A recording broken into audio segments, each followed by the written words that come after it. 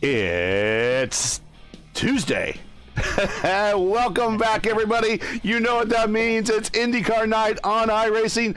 Hello, and once again, I got to say it once again, welcome back. I am Gary Gotzo. Welcome to RACEWEAR's coverage of Round 6 of Season 1 of 2024 of the IndyCar Fixed Series for the Tuesday night. Now, Tuesday night top split coming to you from Mobility Resort Motegi. I got to get used to that one first. But as always, guys, we got two good ones joining me in the booth. As always, joining me from the NHR Esports team and the Lionheart IndyCar Series presented by Butt Kicker, Stephen Larkamp. And also joining us is our guy that just joined on with a couple seasons ago, and he's back with us once again as a regular participant in the IIS and was a thorn in the side of motorsports games, Justin Petschauer. So, guys, one at a time here, because I got to talk about our sponsor, because returning to support us once again for a season-long partner for the top split is Jim Herrick and the guys at 4D RACEWEAR. So check out their made-for-sim racing gloves, shoes, and apparel.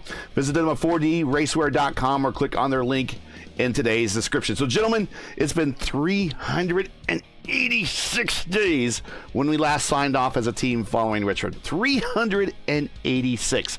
I think we all know how you feel, but tell us, how great does it feel to be here back today? And did you think this day would ever come? I think I know what Justin's answer is, so we're going to hit him second. But Steven, you first. What do you think? I think the whole thing is just vindication, because we have the IndyCar community on iRacing has definitely been vindicated, and tonight is showing it that we are back in the booth after everything that has gone on. Oh man, it's just fantastic that the comeuppance has come, and we are definitely back to do what we all love to do. And I think everybody from the IndyCar community on iRacing to IndyCar the series to iRacing itself to pretty much everybody who plays video games of cars going fast, I think everybody is better off for the events that have that brought our broadcast back, that has brought the IndyCar properly into the iRacing fold, has brought everybody back together. And I think, and tonight is definitely going to be the start of us having more time, more fun than ever before. This is definitely a fantastic, fantastic day, and I was actually pretty confident. I remember on the last broadcast we had back in December of 2022 that this was not goodbye, this was see you later. Mm-hmm. Well, it's certainly later. We are back. All right, Justin, give him hell. Well, all I gotta say is if you want to know my true emotions, go listen to the song by Dropkick Murphys, The Boys Are Back. Yes, we are. The boys are back in town. Well, the first event or two of the IIS, but God almighty damn, I am looking forward to be back inside the best car ever outside of the GTPs and the IMSA series on iRacing, which, Stevie, that was so much fun at the Glen last year. It was. The 6 hours of the Glen, that car was fantastic. I wanted to do more. I would have wanted to do the 24 hours of Daytona, but unfortunately, time commitments are preventing me from doing so.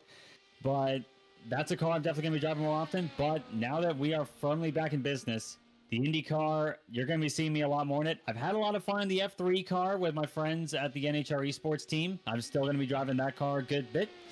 But the IndyCar Series, I'm definitely going to be working out a way to run the series in the when the IndyCar iRacing Series officially comes back. And of course, you'll be seeing me at the greatest spectacle in sim racing, that is the iRacing Indy 500. Well, gentlemen, you know how all of this works here. We got a starting lineup that we're going to read here just momentarily, but here's all the IndyCar records you need to know from Motegi. The kart track record, or actually the track record, is held from kart, or when the kart era was here, by the late great Jill DeFerrin, set in 1999. And unfortunately, that's one of those things that happened while we're doing the broadcast, man. As Jill DeFerrin, the 2003 Indy 500 winner, passed away just before the new year. But 219 was his speed. We're just a little off that here. I believe 205 and quals was the pole speed for the day. The IRL IndyCar track record set here in 2004 by four-time winner, 500 winner Helio Castroneves with a speed of 205. So we're right back in that neighborhood. The career wins leaders here are Adrian Fernandez with 2. Castroneves and Scott Dixon and Lionheart himself also have 2 in the IRL IndyCar competition. But Dixon's different as 2. One came on the oval and the other came on the road course. And then, of course, Twin Ring Motegi is arguably the site of one of auto racing's most popular or more popular mainstream victories in 2008 when Danica Patrick took her one and only IndyCar victory here, making her the only woman in the 100-plus year of organized IndyCar racing to make it to victory lane. And with that said, it's time to go racing, and it's time to look at today's starting lineup. And I am proud to see that a lot of the faces that have made this community great are here tonight. On the pole, the number 1 of Robert Molechka III. Alongside him, former series champion Christopher Demerit in the number 3. Adriano Pinero, the king of the series when we last covered it. He is going to be rolling off 3rd tonight alongside Adam Blocker, the multi-time Lionheart IndyCar Series champion. Jacob Otter in the number 6 will start 5th. He'll be alongside our old friend Mark Murphy in the number 8, who is definitely happy to be back on the broadcast and back on broadcasted IndyCar events once more. Seb Alexander will be starting on row number 4 in the number 10 machine alongside Jesper Orman in the number 5. Rounding out your top 10 will be Tony Showens, number 14, alongside Nick Sudik in the number 7. Carlos Washington in the number 18 will start 11th. He'll be alongside Bruno Romanzini's number 15. Stephen Lee, more familiar names. He'll be starting 13th. He'll be alongside Antonio Estrada's number 17 machine. Cristiano Benavuto will be starting 15th. He'll be alongside Trace Shadid in the 9. Wes Weedman in the 11. He'll be starting alongside Richard Vasquez on row number 9. Rounding out row number 10 will be Daniel Pereira and Matt Taylor. 20 cars will be making up this top split here tonight. And it'll be 65 laps, getting ready to bring back. It is now Tuesday night. I keep on wanting to say Monday, but Tuesday night, Indy Fix top split. Molechka leads him to the cream flag prize. We are back on the air. Let's start from Molechka. Look at Pinero trying to take a 3 wide into turn 1 alongside Demerit. Cheeky move, but it's going to make it work for the time being. Pinero moves up to 2nd place. Molechka gets clear away. Blocker alongside. Jacob Otter is looking to the inside. Demerit falling back a few spots already. 3 wide action into turn 3. Look at Blocker go. Yeah, they got to funnel down because it's going to be it's a very. Mark Murphy letting it hang out high on the high side there. Getting chippy already. It's a very tight turn 3 and 4. It's a flatter version of Darlington, so the aero push is going to be very, very bad here at Twin Ring Motegi. Usually is the case, and I was talking with Mark Murphy as well as doing some laps earlier on in the practice sessions. This is going to be very tricky to set up passes, especially later on in the run. So these guys have got to make hay. Meanwhile, I'm looking at battle on for third place, Demerit and Blocker. These guys are getting fighty as Jacob Otter has the best seat in the house for that. Now those are two of the super teams here in the series. Yeah, Otter playing it safe. Ooh, Otter getting way up close to the wall there in turn 3 and 4. That corner can feel like it has magnets in it for carbon fiber somehow. But Jacob Otter keeps it off the wall for now. I see Seb Alexander there in the number 10 machine taking a dive down low. Yeah, he's getting a run there. He wants to try and get around, but he's having to mess around with the front and rear ARB bars to fight off that arrow push as they go down. Oh, look at Murphy trying to squeeze his way on the high side off of 4, not quite doing it there. But Murphy, he's going to be trying to find the clean air whenever he can here and try and, in his words, he's going to try and get cutback moves here. That's easily one of the best ways you can make moves happen. But the big problem is, as he's now seeing Jesper Orman's number 5 machine all over his gearbox, he is going to be vulnerable in some areas, but powerful in others. That's kind of the ebb and flow of Motegi in a sense. Now we're getting called out in chat already. It's a Jacob Oster. Jacob Oster, otherwise known as the Worm Man, according to the good guys on the Monday broadcast. I guess he sent some worms into outer space. I think that's a very suitable nickname for him. We'll let that stick here. The Worm Man, currently in P5. Chris Demerit running in P4, and the teammate car in I5G. Adam Blocker, the power slide entry. The Dark Knight sitting there in P3. Adrian Pinero, we've seen him win dozens of times here on the Top Split broadcast. He is in P2. Robert Molechka starting to stretch it out a little bit, getting about a second ahead of Pinero here. The team power slide car running away. This is one of your oval meisters. Yeah, but if you also notice going in through 1 and 2 compared to 3 and 4, you'll see guys running up on the high side instead of running that single groove down on the bottom, whereas compared to 3 and 4, you almost have to run the bottom groove, because if you try and run the outside line, what's the old saying? What's that old saying in the NASCAR stuff, Stevie? The Darlington stripe comes up very quick. It definitely can, especially on the exit of 2.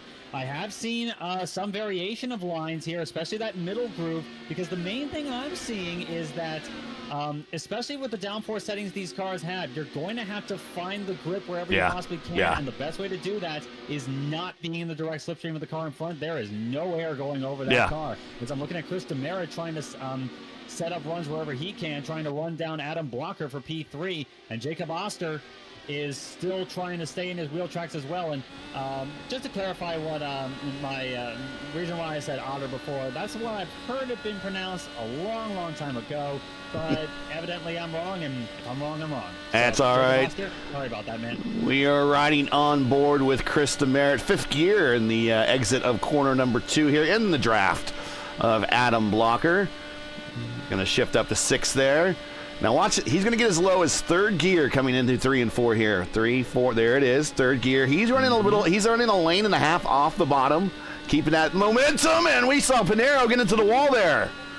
That was getting really close. And this is actually one of the unique things about Motegi as far as IndyCar drivers are concerned. It's one of the few ovals where even on just clean air running, you have to brake for a corner. You have to brake for turns 3 and 4. Can't just lift. Get it all the way down from 6th gear, getting up to like, for some reason I have metric on because I was driving F3 cars before.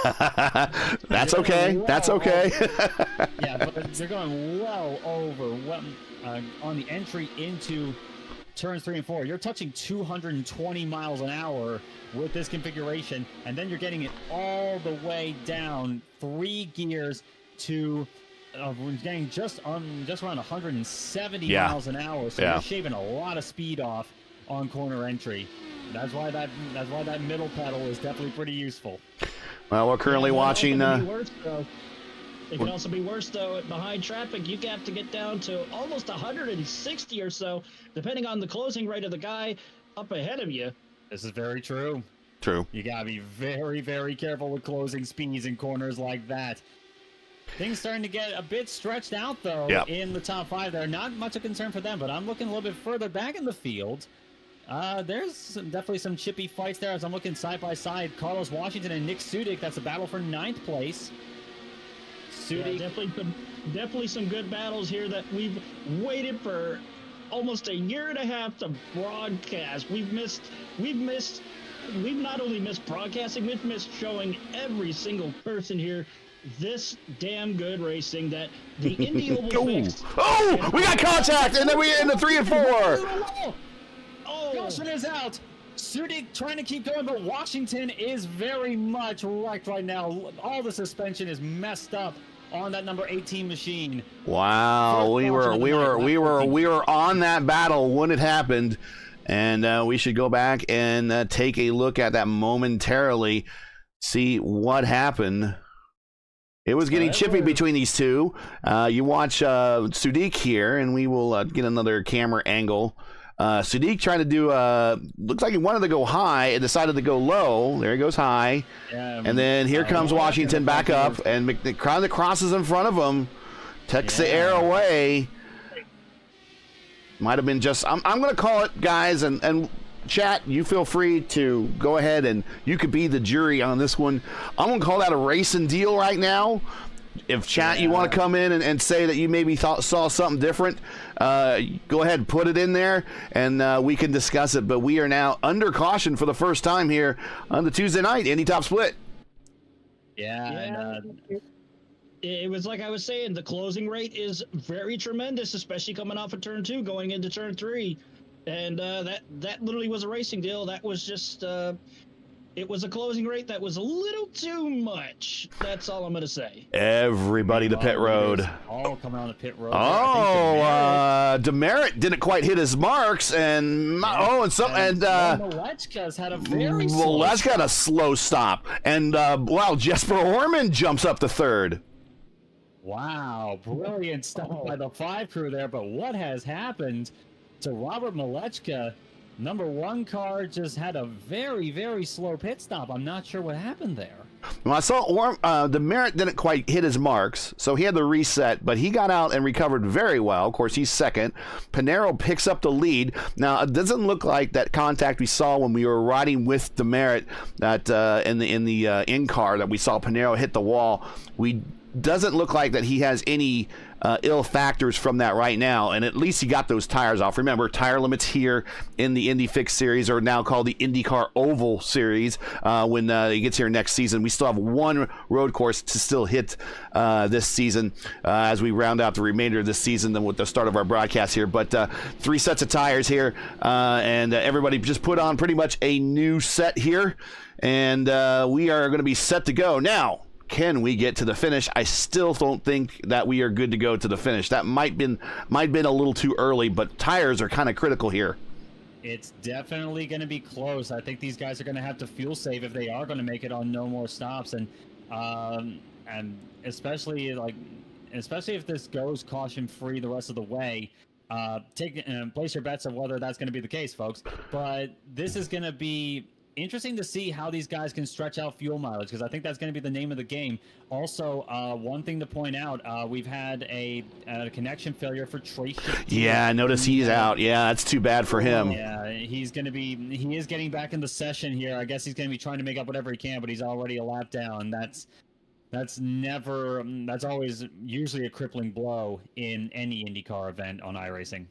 Well, we're getting ready to go green. Cars, lights out in the pace cars. At least reset the field real quick. Going to go restart green here on lap 18. We're lap 17 to 65. Pinero, Demerit, Orman, Malechka to the 3rd. Adam Blocker, Roman Zini has worked his way up to 6th. Oster, the Warman, up to 7th. Seb Alexander, 8th. Mark Murphy, 9th. And Stephen Lee. Normally he's in that Samsung car. Let's see if he is. There he is. Sure enough, he has worked his way up to 10th. Pace car is now getting down off the banking field, is under the command of Pinero. We are going back green, fellas. Pinero gets his foot down. Green flag flies. Look at Malechka already looking to make a move there on Jesper Orman. kind of tight on the penalty there, but Malechka on the low side right behind Demerit. He gets the job done. No. Malechka on the move. Now he's got Demerit. Jesper lost 2 spots. Jesper lost 2 spots, and I know someone has worked with him before. He is not happy right now. Oh, down on the bottom. Yeah, the savage Swede Jesper Orman is not going to be happy about that. Malechka side by side with Adam Blocker clears him going into turn number 1. Chris DeMerit, now they're going to have to tangle with him for second place as Pinero starts to open up a gap.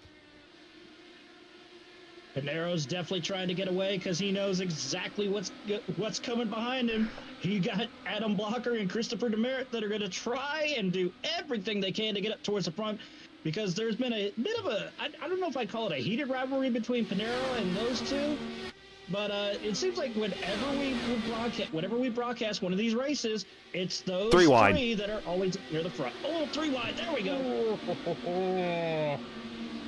Malechka, look at Blocker trying to take 3 wide again. Turn number 3. Now, Malechka might be saying, come on, man. You're my teammate. What are you doing? Oh,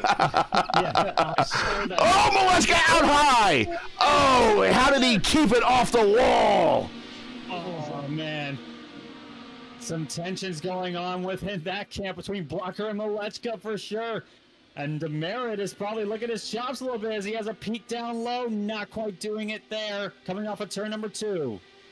But all this is serving to benefit Pinero right now. Pinero's opening up the gap well over a second at this point. Now, when Malechka hit the wall off of turn 4, I'm looking at it in a delayed broadcast.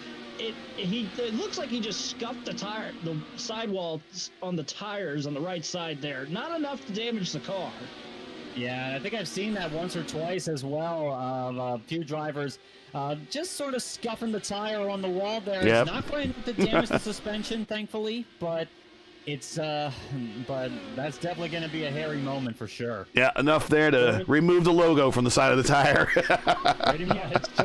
Or Stevie, as you and me would call it, it may look like we hit the wall, but in reality, it was just a wall glitch. Yeah, or at least we can blame it on that for sure. Yep, just like good old-fashioned netcode. Yep, and I'm sure that hasn't changed too terribly much in the year and change since we last broadcast for you. Well, as you can tell, we are in a positive mood here in the booth, so you can help us all by keep the positive momentum. If you enjoy race first coverage of the 4D RACEWEAR Tuesday night Indy Fix Top Split and you respect the stream, please do us a solid. Make sure you support us by subscribing, and while you're at it, don't forget to smash the bell, smash the like, and click the bell. Smash the bell, what the hell? So you don't miss out on future Race First iRacing broadcasts, and we're going to have lots of them. We are lap 24 of 65. If you're just joining us, welcome, and welcome back. Adrian Pinero is your leader. It's like some things never change. Adam Blocker running him down. Robert Malechka, his teammate, P3. Jacob Oster, P4. Christopher DeMerit now has fallen back to P5. Now, for those that are new to the IndyCar Series and iRacing, and you were wondering on the restart, why were they all up against the wall for a single file? That's mainly to stop any momentum and to try and force somebody into taking a penalty by passing on the inside before the start-finish line. Now, if you see guys on the pull up to the inside, that's mainly the lap-down cars that are giving way to the lead lap cars.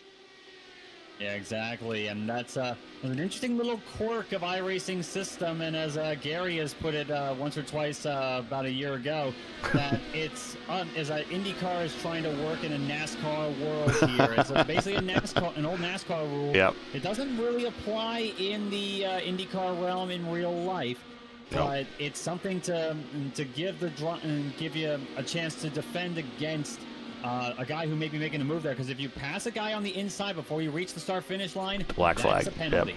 Yep, true enough. In real IndyCar racing, actually the field would slow down, and in a lot of cases the field would slow down. In some cases, the pace car would actually pull off the track going into one.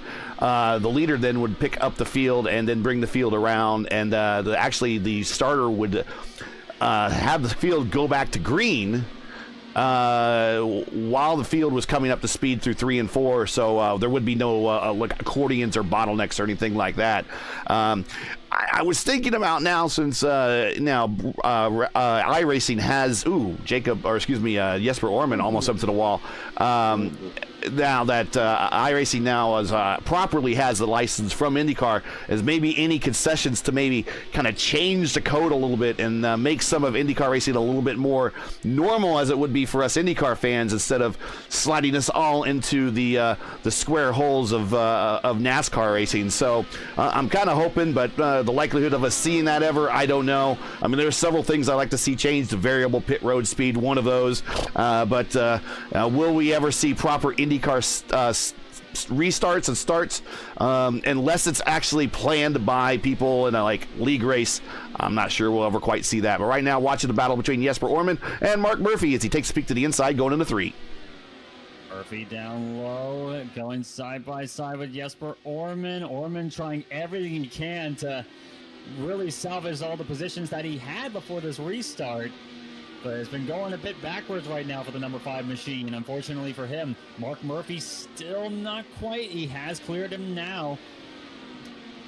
Move Murphy up into P6 and keep him there for the time being, as I'm looking back behind Bruno Romanzini and Seb and Wes Weedman. Yes, Wes Weedman has worked his way up into the top 10. Romanzini testing the high side in 1 and 2. Here comes Stephen Lee now on the backside of Romanzini. See if he can get a run on him and maybe pull it off in turns 1 and 2, taking a leap down to the inside on the quicker inside lane. Romanzini staying up high, going to have a faster run coming off a corner exit.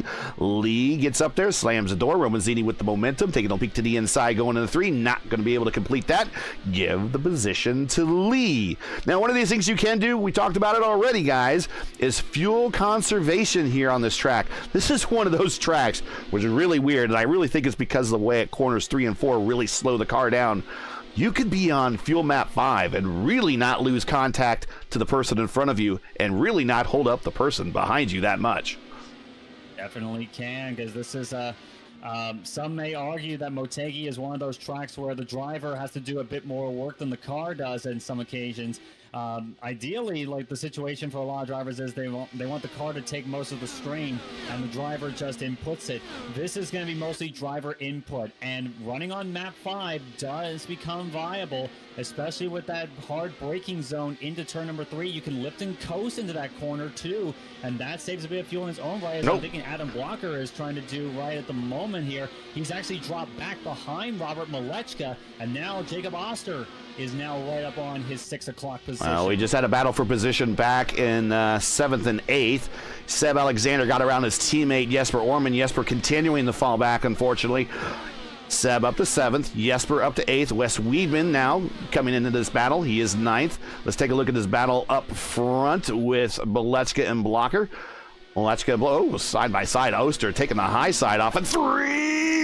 And kicks it off a corner exit. I bet he saw that wall coming. He's like, yeah, you know what?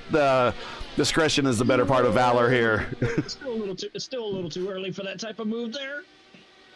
Working lap 36. We're just nearing the halfway mark of this race.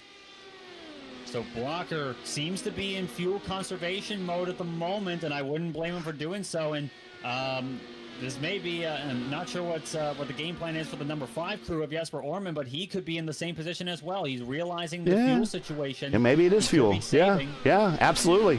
Absolutely. Yeah, and letting everyone else run the tanks dry at the moment.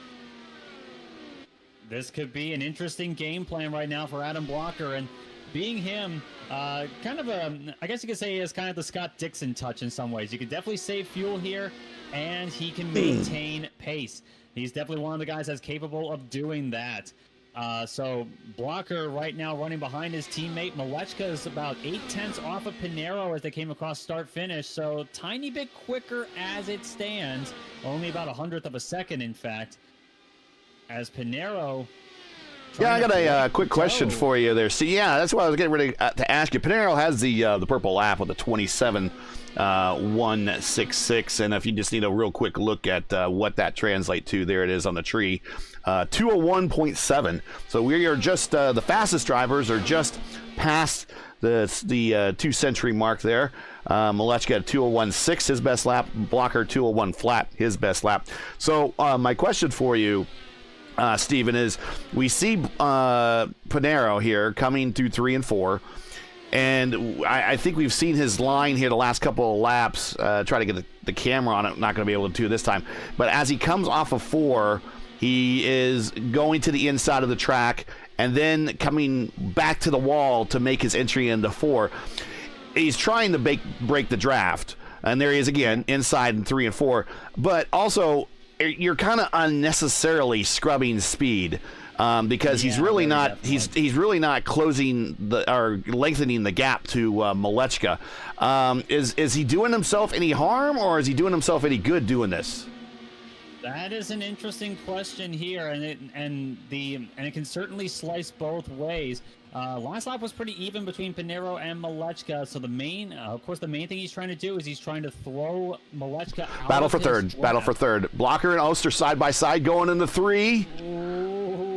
Oster to the inside. Yeah, Oster's got the stuff is out of Blocker. Yeah, Oster got a great launch off the corner. Blocker decides to come down and give him a little bit of the draft bubble on the side. There is no side draft on these things, but you can cause draft, or you can cause drag. That's what I'm trying to say.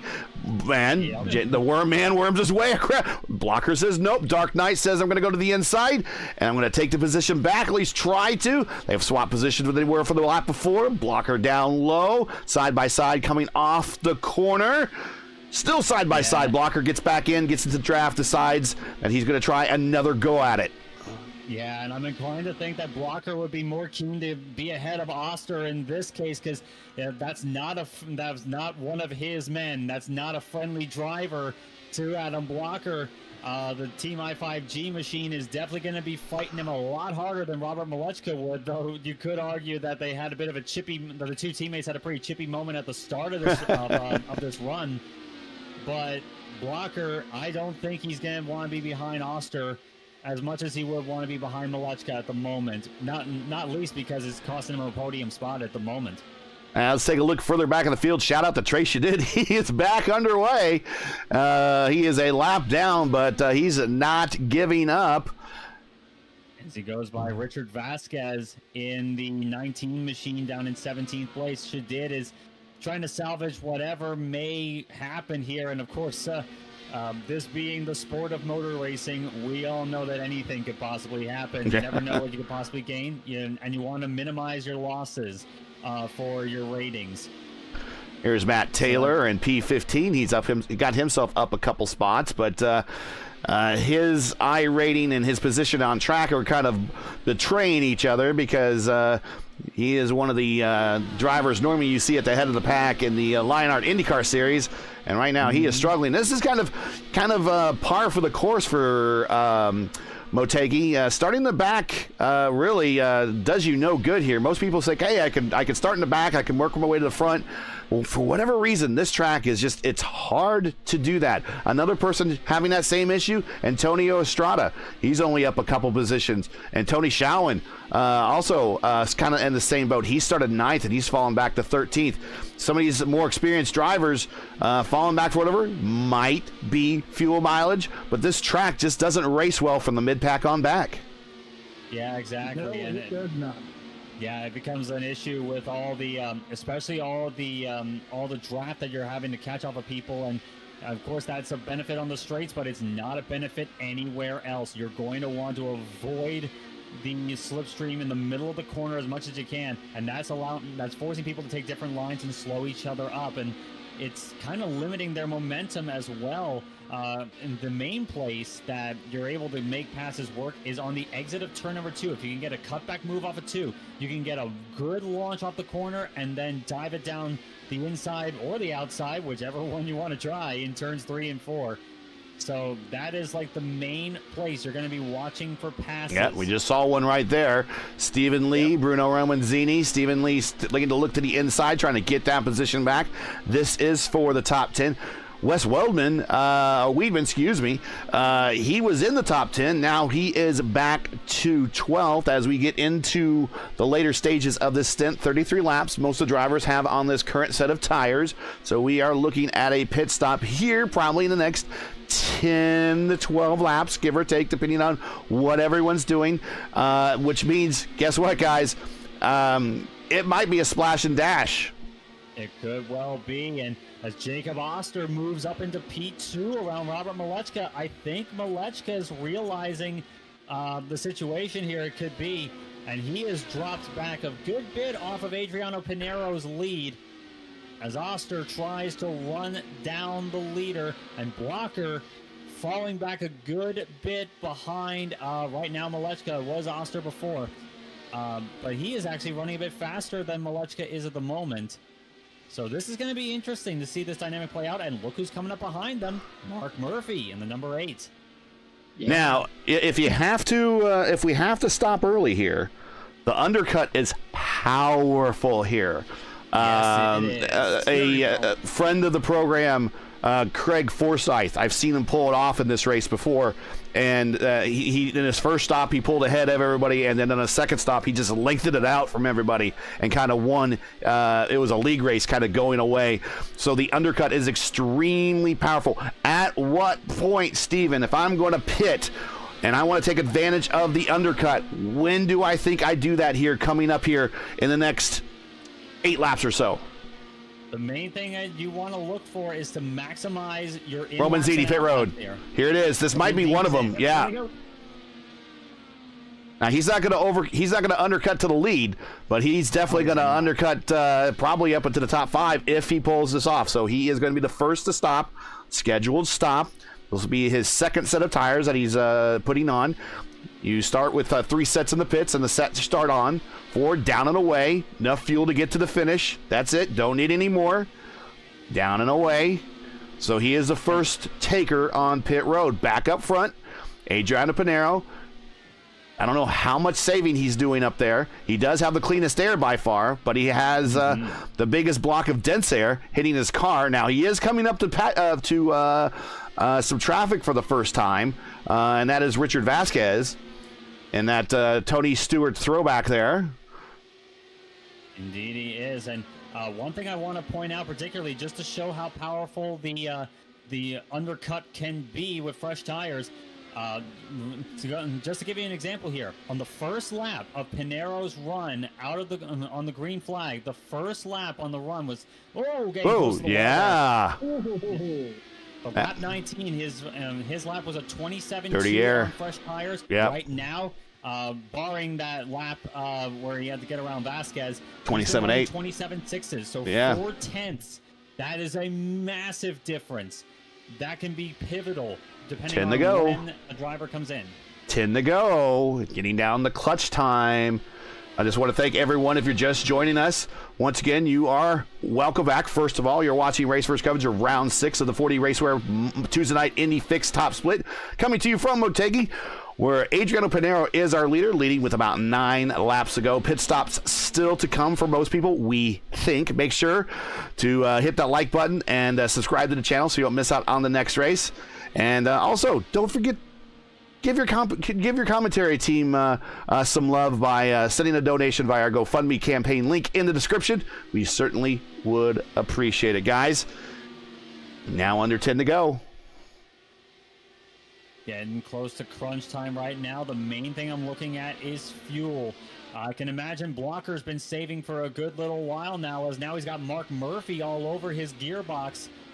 So Blocker really definitely in fuel save mode at the moment. I'm just wondering if everyone else has enough to make it. The numbers I saw were about 45 laps, and that is right. We are right there. We are right there. We are right this. Yeah, this is 43 laps into this stint. Everybody is 43 laps into this stint. Yeah, so Blocker has been doing a good job, as I'm sure he has, in saving fuel this whole time. He could probably just get there on fumes. Well, let's ride around with Blocker, and let's ride around with Blocker as he gets around, starts side by side with Vasquez at the start-finish line. 4th gear, 5th gear, going to the entrance into 1. Let's see if he's doing any breathing. Yeah, it looks a little bit like he's breathing it. I would not be shocked if he is. He's running 27.8 on that last lap, and that's been pretty consistent for the last little while. He's going right to that white line on the bottom of 3 and 4, yeah. He's going right to the bottom of that line in 3 and 4. Not a lot of people are doing that. He's still handling well, but could also be indicative of how much he's slowing down just to get down there. So there he is on the bottom, full pedal, full power, 3 and 4, 1 and 2. Gonna duck to the inside. We might have we have a battle brewing behind him. Yep, there he is, trying to block Murphy. 5 to go. 45 laps. We're at that window.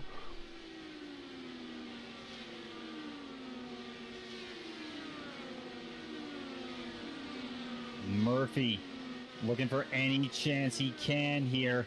I think Murphy may have saved as well as Blocker has.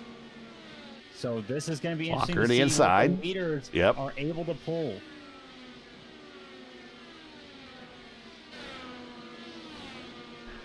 The question is, has everybody saved enough, or are they going to run out coming off of turn 4?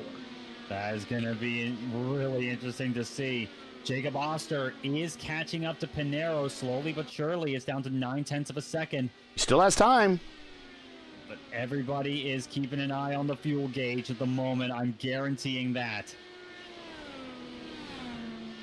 Let's ride along with Pinero here for a lap and see how he is doing. He must think that he's good to go. Very possibly so. Usually when you think you're good to go, that usually will be the downfall a number of times.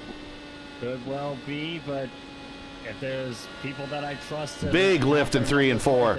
Big lift in 3 and 4. White flag in the air. Let's see. Can Adriano Pinero hang on for one more lap? Lead 8/10 over Oster.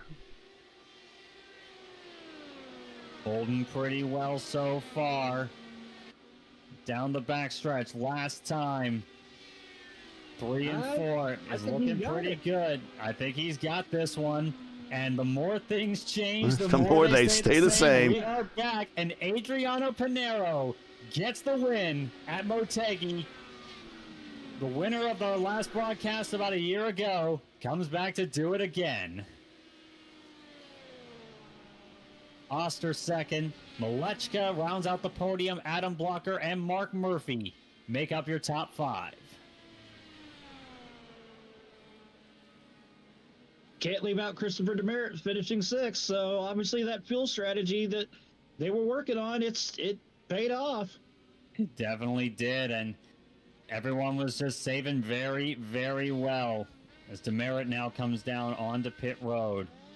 But Pinero burning it down, and what a sight to see. We've missed this. We really have. Oh, indeed we have. What a beautiful sight to see. And let's take a look at these final results here from Motegi. Pinero, your winner on the comeback race for the broadcast. Congratulations to Jacob Oster. Strong finish for him. He's up 3 spots to finish on the second step of the podium. Robert Malechka kind of hanging out right there in the top 3 all night long. Finishes 3rd and the bottom step of the podium. Your top 5, Blocker and Murphy. The remainder of your top 10, Demerit, Alexander Orman, Lee, and Benevenito. And the remainder of the field here was Wildman, Shawn, Estrada, Pereira, and Taylor is your top 15. Hang on to the next page. Vasquez, Romanzini. So Romanzini stopping early. Didn't really pan out for him. Down to 17th. Shadid 18th. Sudik 19th. And Carlos Washington in 20th. I will say, for only one caution, not bad of a race to make a return to the broadcast. Very good start, and I think it's only going to get better from here, fellas. All right, let's see if anyone might possibly be in the interview room. Oster and Robert Malechka here. All right. And we'll bring up Robert Malechka, RM3, here in first for his P3 tonight.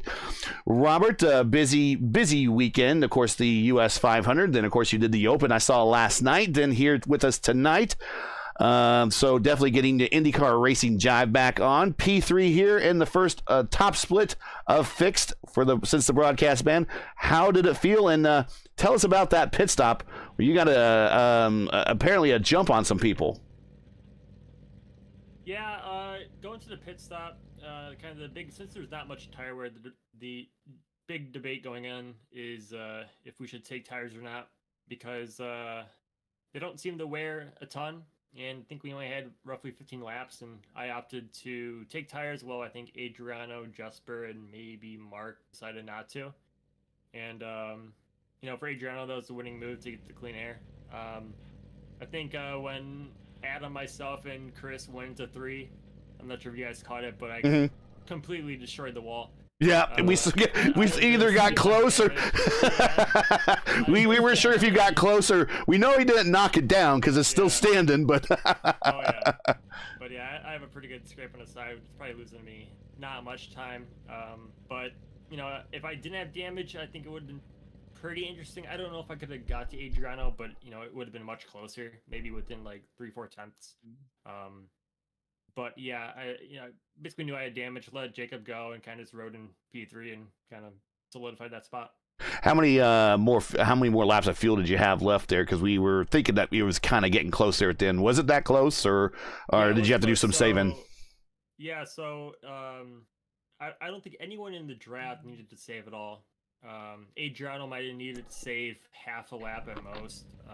You can go roughly 50 laps on fuel here, full push. So, yeah, I was good.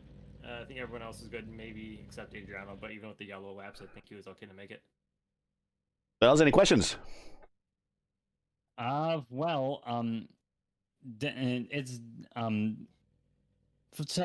one thing I want to ask, probably want to wonder about this with Jacob as well, is the fact that since the broadcast stopped happening about a year ago, I'm sure some people that may want to get the scoop on the IndyCar on how the car has been performing as an iRacing vehicle for a little while now. Do you think much has changed since this, in between like late 2022, early 2023, and this year, like generally speaking? For the car, not really, but with the new the rubber, whatever they're putting down, the new update that iRacing came out with like kind of heating the track and all that. At least at Texas, I noticed that like we could really use multiple lanes even more. Nice. And, but like what I find even more interesting is that if you're on the bottom, where most of the cars are running, like your wear spine, but like at Texas, if you're running the top, like your right sides were getting destroyed. It seems like 15-20% more wear, at least for us at Texas. And I think I talked to a few guys during last night's race, and what the combination of the setup we have, the weather we have here, and I think the iRacing updates, that it seems like we can kind of move around in 3 and 4, where that was usually just a 1-lane track or 1-lane corner. So I think in my opinion, it looks like the racing is the best it's kind of ever been here, or at least since the aero screen update. So which I'm very pleased with. That's fantastic, and what a time for the car to be in the best shape that it has been, and we get to start broadcasting it again, and we're definitely happy to be talking to you again about this. Yeah, and I have to give my hats off to the community and everyone that is new to this car, because it's not, as you guys know, it's not that easy for the car to master.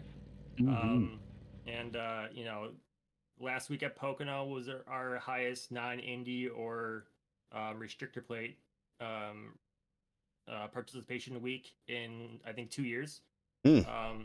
And this week we're tracking to be, I think, if it keeps it up, one of the best Motegi weeks in the last 4 years. Nice. So very nice. It's really cool to see the hype around this series again, this car again, and iRacing's involvement with it.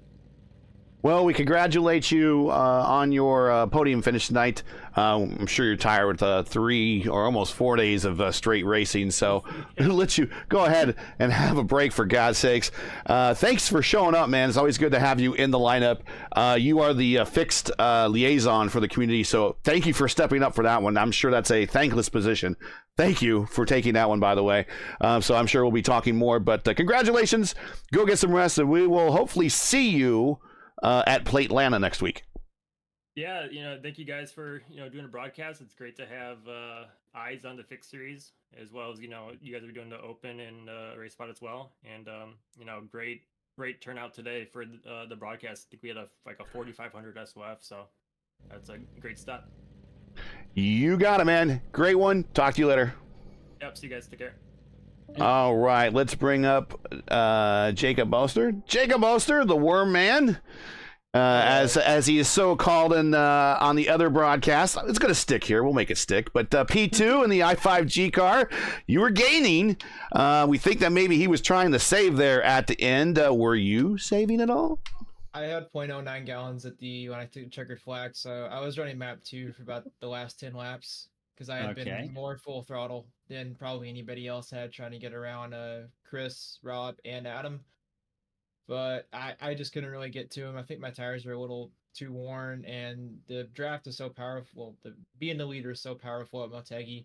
You get to control basically how someone enters the corner behind you, especially in a turn 1, and control the line they have to run into 3. So it was very hard to catch back up to Adriano, and I did the best I could, just couldn't get there. Fellas? Yeah, and just trying to think of what I wanted to ask. But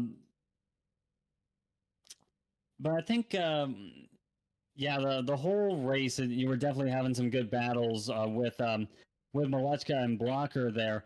What do you think was like, and especially since like you were saying yourself that you're in map 2, which is saving a little bit, but would you think that and do you think that the passes you made, that was more just them over saving, or was that more like just good racecraft on all of your parts?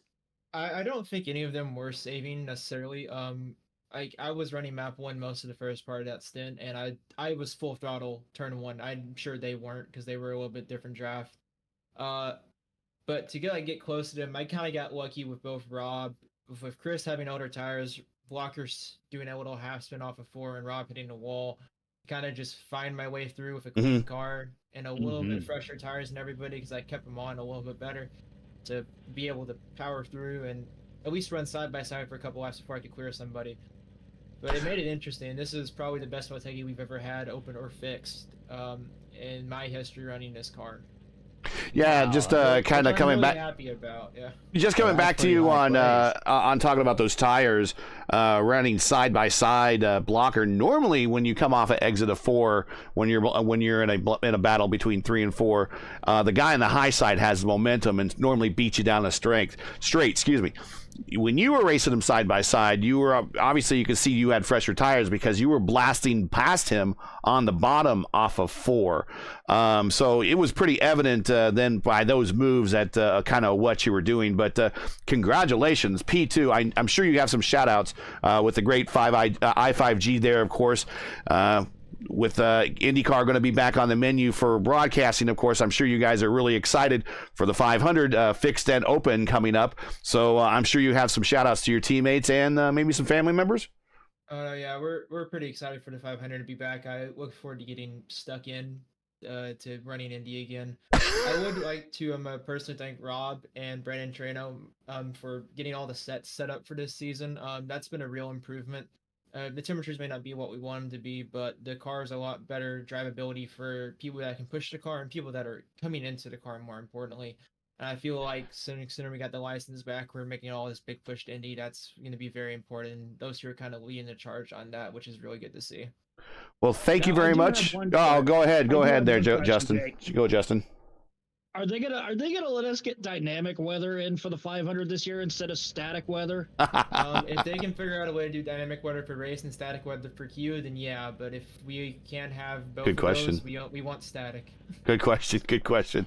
Well, and one more question. Jake, who got drunk with the idea of IMSA at Bristol? That was just an idea someone threw out. I first heard about a week before Brendan sent it in, and I was like, yeah, that could win. It's a good idea. Done pretty well. I think it's done pretty well. I don't suggest trying it. I'm about to say. Yeah, because I'm gonna be honest. I have never laughed so hard since the week 13 stuff that me and Stevie did years ago. I haven't laughed that hard in my life. That was the most. It was chaotic, but it was hilarious at the same time. So that was my question. Fun. Fantastic. All right, Jacob. Thank you very much for showing up tonight. We look forward to seeing you in more races for the remainder of this fixed season. I think they're going to be calling it the IndyCar Oval Series now, but we'll see you around. Thank you very much, and congrats. And we'll check you out maybe at Plateland next week. All right, thank you guys. I look forward to racing next week. Yeah. Yep. All right, we got. We'll bring them up. Well, what the heck? We'll bring them up. Nick Sudik, what did you do? Yeah, we definitely saw it. Yeah, we saw it. Unfortunately, we had a close up of it. Unfortunately, tell us about your race. Well, it was great for the 15 odd laps. But yeah, I mean that stuff happens. It's a short oval. Not gonna go out here and like bury my opponents like it's professional wrestling, but, come on, man, I'm giving you a microphone. Cut a promo. I will just say that the you can see just choosing his words here. And it's okay. You know what? Because another race, I'm not gonna hold it against Carlos. I mean, we were having a heck of a battle for like 5 laps. Yeah. But I was just genuinely just trying to save my tires for the late run, and then have them like to push a little bit further, and then have a light fuel load later on. Because I thought we were going green, and we sure weren't going green after getting into a little incident there, but it's all good. No, I'm glad to be back. I'm glad to have you all. I genuinely wasn't thinking that you were gonna pull me in for a second. I just want to say, hey. Oh no,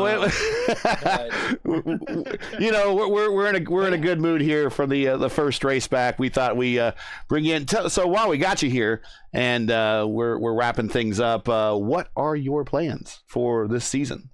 Oh God, we are so back first. We are back, baby. As an adjacent little bit of a semi-retired broadcasting partner with y'all. I mean, you have a lot set up. The fixed SOF, got the Saturday split SOF as well too, which would be pretty high, especially for the European crowd coming in at a good time. We got iRacing Tour. Or IndyCar. Yeah, no longer the IIS, it's the IIT. Yeah, that's right. To me, it'll always be the iRacing IndyCar Series. I don't give a damn what they call it. 100% races though, minus Indy. The Indy Oval, which is fine because that is way too long a race at that point. But it's gonna be a nice way. It's something the community was begging for years. I think the Indy race will be interesting because it's at a distance where you're going to have to do a little bit of fuel save.